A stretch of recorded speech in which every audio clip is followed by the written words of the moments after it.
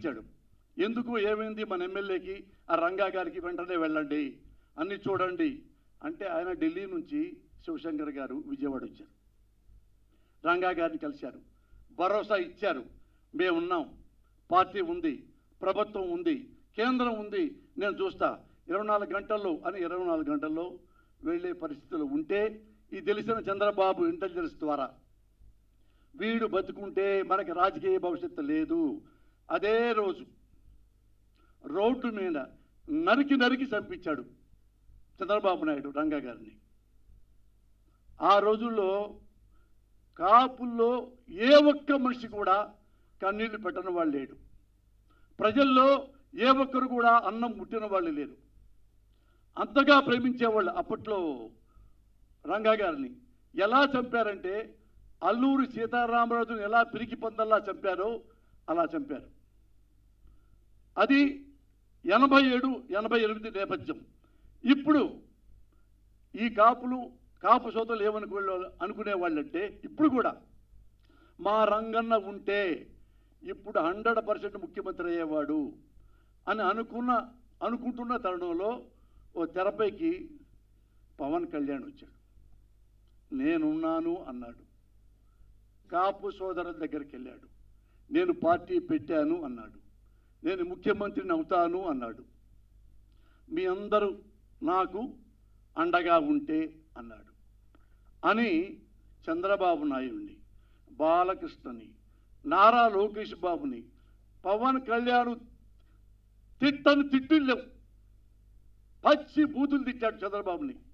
నారా లోకేష్ అయితే మీకు చెప్పకల్లా, బాలకృష్ణ అయితే మీకు చెప్పకల్లా ఘోరంగా తిట్టాడు. కాపు సోదరులు నమ్మారు, క్లాప్స్ కొట్టారు. మీరంతా యూనిట్గా ఉండండి, నేను ముఖ్యమంత్రిని అవుతాను ఈలలు వేశారు. చాలా సంతోషపడ్డాడు. పోనీలే రంగా గారు పోయారు, రంగా అంత కాకపోయినా ఈయన కూడా మనకు అండగా ఉంటాడు అని ఆశపడి వాళ్ళందరూ యూనిట్గా ఉంటే ఈయన వారాహి కూడా కొనుక్కొచ్చాడు. వారాహి మీద దిగాడు. అందరితో ఉన్నారు, విధులు చేస్తున్నారు. మళ్ళీ మీరందరూ యూనిటీగా ఉండండి, మన కాపులందరూ ఉంటాం సార్ మీకోసమే, నా కోసం కాదు, చంద్రబాబు కోసం. నాకు ముఖ్యమంత్రి అయ్యేంత సీను లేదు. కమ్మ నాయకుడు చంద్రబాబునే మన ముఖ్యమంత్రిని చేయాలి. కాపుల మనోభావాలు ఎలా ఉంటాయో మీరు ఒకసారి క్వశ్చన్ చేయండి సార్. నేను ఎందుకు ఈ మాట్లాడుతున్నానంటే నేను ఏదో జగన్ గారి సపోర్ట్ చేస్తానని ఇంకోళ్ళు సపోర్ట్ చేయరని కాదు. నేను ఓటర్ని, నేను సామాజికంలో ఒకరిని, ఒక పౌరుని. భారతదేశంలో ఒక రాజకీయ నాయకుడు ఒక పార్టీ పెట్టి నేను చేస్తానంటే ఆలకిస్తా. ఇప్పుడు మోడీని నేను బీజేపీ వాడిని కాదు. మోడీని ఎందుకు ఇష్టపడతాను? టాలెస్ట్ ఫెలో కాబట్టి. కేసీఆర్ ఎందుకు పడ్డాను? అతను తెలంగాణ తెచ్చాడు కాబట్టి, తెలంగాణ తేటంలో ముఖ్యుడు కాబట్టి. నాకు పర్సనల్గా నాకేం ఉండవు. ఎందుకు జగన్ గారిని సపోర్ట్ చేస్తానంటే ఒక ఓటర్గా నేను ఎప్పుడు ఏ పార్టీలో సభ్యుడిని కాదు ఈ రోజు వరకు. For your kind information. ఎందుకు ఉన్నాళ్లలో ఈయన బెస్ట్. 13 ఏళ్ళు చూస్తున్నా, 14 ఏళ్ళు నుంచి జగన్ గారిని. ఉన్నాళ్లలో బెస్ట్, అందుకే ఆయనకి సపోర్ట్ చేస్తున్నాం. అలాగే ఈ పవన్ కళ్యాణ్ కూడా అలాగే ప్రజల కోసం, ముఖ్యంగా కాపుల కోసం అండగా ఉంటాడనుకున్నా. ఏ రోజైతే రోడ్డు మీదకి వచ్చి ఎవరైతే ఏ చంద్రబాబుని బూతులు తిట్టాడో అదే చంద్రబాబుని దేవుడని, కమ్మ కులస్తుడు, అతనికే ముఖ్యమంత్రి అర్హత ఉంది, ఆయనకే ఓట్లేని మన కాపులంతా. ఎందుకు వేయాలి మొత్తం కాపులంతా? రంగా గారిని చంపించినందుక? అవినీతిపరుడైనందుక? దేనికో చెప్పండి అంటే అడగొద్దు, సలహాలు అడగొద్దు ఉన్నాను. సలహాలు అడిగారంటే, నాతో ఇట్లా ప్రశ్నించారంటే మీరు వైసీపీ గూఢాచారం అని అనుకోవాల్సి వస్తుంది అని ఒక మాట మాట్లాడతాడు. వాళ్ళు అన్నారు, ఏమండి అతను పబ్లిక్గా మన రంగన్నను ముక్కలుగా చెప్పేస్తే అతనికి ఎలా మేము ఓటేస్తాం? ఆయనకే ఓటేయాలి. రంగాన్ని చంపినా సరే ఆయనకే ఓటేయాలి, కమ్మడికే ఓటేయాలి, కమ్మడే ముఖ్యమంత్రి కావాలి. మరి మా కాపులో లేరా ముఖ్యమంత్రి అయ్యేవాళ్ళు? కాపులు ఎంతమంది చదువుకున్నారు, ఎంత లెజెండ్స్ ఉన్నారు, ఎంత లెక్చరర్స్, ప్రొఫెసర్స్, ఇండస్ట్రియలిస్టులు, ఐఏఎస్లు, ఐపీఎస్లు, హానెస్ట్ ఫెలోస్, కాపుల కోసం ప్రాణం ఇచ్చే నాయకులు ఎంతమంది లేరు? నీ చేత కాదు, నువ్వు చేయనన్నావు, ఇంకో కాపు కులాన్ని పెట్టావు, ఇంకో కాపు సోదరుని పెట్టావు ముఖ్యమంత్రి క్యాండిడేట్గా. నువ్వు చంద్రబాబుకు తిట్టి అప్పుడు క్లాప్స్ కొట్టించి నువ్వే మళ్ళీ చంద్రబాబు క్లాప్స్ కొట్టమంటావు? ఏమండి రంగా మీకు కాపరేటివ్ ఫీలింగ్ లేదా? ఉందని చెప్పారు, మేము అనుకున్నాం. మరి రంగా గారు చెప్పినప్పుడు మీరే చూడడానికి వచ్చారా? కానీ మీ ఇంట్లో ఉండేనా ఖండించారా? ఖండించరా? రంగా గురించి చెప్పలా. మరి ఏం మరి ఈయన ఉన్నాడు ముద్దగ పద్మనాభం గారు, ఆయన మెడబెట్టి నెట్టారు, అరెస్ట్ చేశారు చంద్రబాబు నాయుడు గారి ప్రభుత్వంలో. ఆడపిల్లల్ని ఆడపడుతుల్ని ఏడ్చేలా చేసి జీబీకి ఇచ్చారు, అరెస్ట్ చేశారు. అంత అవమానించారు మన కాపు కులస్తుల్ని. అప్పుడు ఆయన ఇంటికి వెళ్ళలేదే, ఈ ఖండించలేదే, కబడ్డారు అనలేదే. కానీ నువ్వేం చేశావు? అవినీతి పొడయి రాజమండ్రి జైల్లో పడేస్తే వామో నా నాయకుడిని, వామో మా చంద్రబాబుని జైల్లో పడేసారు. పరిగెత్తుకుంటూ వచ్చి రోడ్డు మీద దొరికి వెళ్ళిపోయి జైలుకి వెళ్ళాం.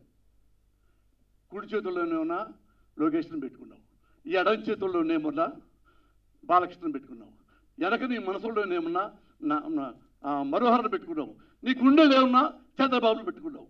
అక్కడ జైల్లోకి వచ్చి అంత బిల్డప్గా మాట్లాడి ఆయన లేకపోతే నేను బతకలేను చంద్రబాబు లేకపోతే అన్నవాడివి కాపులు ఎందుకు రెచ్చగొట్టావు? ఎందుకు దుర్మార్గంగా మళ్ళా వచ్చిచ్చావు? మరి ఇంతమంది పోనీ నేను ఎలక్షన్లు వచ్చినప్పుడు చిరంజీవి గారు పార్టీ పెట్టినప్పుడు నేను ఓటేయడానికి అడిగితే చలరూరుపేటలో ఒక అమ్మ నాకు ఓటేవంటే వద్దు, పోస్తానికి ఇష్టపడలే.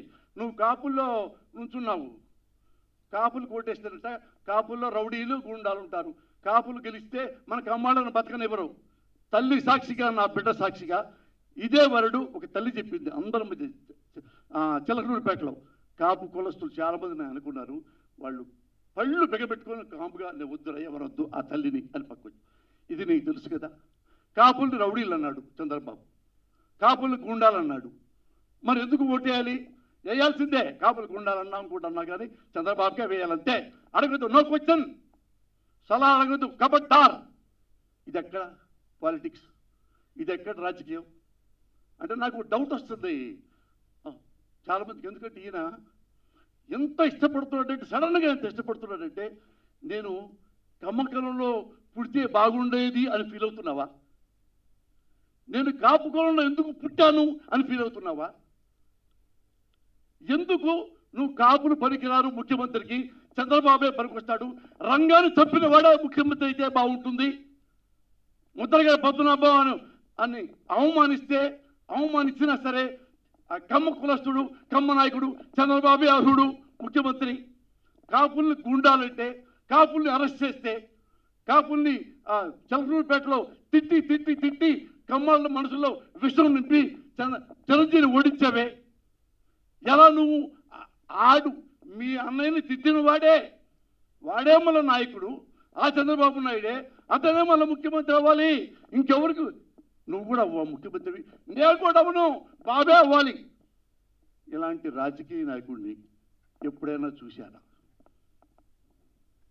నేను అందుకే కాపు కులస్తున్నట్టు అడుగుతున్నా, సార్ మీలో ఎంతమంది రంగాన్ని చూశారో నాకు తెలియదు. ఇప్పుడు 40 ఏళ్ల వయసు ఉన్న వాళ్ళు ఎవరు చూసి ఉండరు. నాకు 81 నుంచి రంగా శిష్యుడిని, పోసాని కృష్ణమురళి. నన్ను నాగార్జున యూనివర్సిటీలో స్టూడెంట్స్ యూనియన్గా జనరల్ సెక్రటరీగా నన్ను గెలిపించాడు రంగా గారు. అప్పుడు విజయవాడ ఊరంతా ఊరేగించాడు రంగా గారు నన్ను, కమ్మవాడిని. మా కమ్మవాళ్ళు అన్నారు, రే నువ్వు అక్కడికి వెళ్తున్నావు విజయవాడలో, ఆయన నేను యూఏ పార్టీలో ఉండమంటాడు, ఆయన అందులో చేర్చుకుంటాడు. రంగా ఆ టైపు కాదురా, మన కాపే, మన కమ్మే, మన పడపోవచ్చు. నాకు ఇష్టం. వెళ్ళాను, బత్తు తిప్పాడు, నాకు అన్నం పెట్టించాడు, నా పక్కన కుర్రాళ్ళకి అన్నం పెట్టించారు. నన్ను అడగల మన పార్టీలో చేరారు, యుఎస్లో కాదు. అంత గొప్ప రంగా నాకు బాగా తెలుసు. ఆయన అంటే నాకు ప్రాణం. మా కుటుంబ సభ్యులు ఎందుకు చెప్తున్నానంటే, నా భార్య తమ్ముడు పెళ్ళైతే పెళ్లి కార్డు కోసం రంగా గారింటికి వెళ్ళింది నా భార్య తమ్ముడు. రంగా గారు ఎంతో ఆప్యాయతం, రతన్ కుమారి ఇదిగో చావా అమ్మాయి వచ్చింది, చావాగారి అమ్మాయి వచ్చింది, అంతా బిడ్డల్లా చూశారు నన్ను, మా కుటుంబ సభ్యుల్ని. అతనికి కమ్మకులంలో పుట్టాడు, కమ్మను కాపు కులంలో పుట్టాడు, కాపును ప్రేమిస్తాడు. కానీ అన్ని కులాల వాళ్ళు ఆయన దగ్గర పనిచేస్తారు, అన్ని కులాల వాళ్ళు ఆయన దగ్గర అనుచరులుగా ఉంటారు, సహచరులుగా ఉంటారు. కొంతమందిది చంద్రబాబు దగ్గర అనుచరులు ఉంటారు, డబ్బులు ఇచ్చే పనిచేసేవాళ్ళు. ఈయన దగ్గర సహచరులు ఉంటారు, ప్రాణం ఇచ్చేవాళ్ళు. That is Ranga. అలా రంగాన్ని మీరు నిజంగా ప్రేమిస్తే ఏ ఒక్క కాపు సోదరుడైనా, ఏ ఒక్క కాపు సోదరి అయినా సరే చంద్రబాబు అనేవాడికి ఓటు వేయకండి, టీడీపీకి ఓటు వేయకండి, సైకిల్ గుర్తుకు ఓటు వేయకండి. ఎవరైనా ఈ పవన్ కళ్యాణ్ మాటలు నమ్మి మీరు ఒక్క ఓటైనా సైకిల్కి వేస్తే స్వర్గంలో ఉన్న రంగా గారికి ఆత్మ క్షోభిస్తుంది. మీరు ఆ ఓటు వెయ్యకపోవటమే రంగా గారికి ఇచ్చే గొప్ప నివాళి. జోహార్ రంగా. Thank you.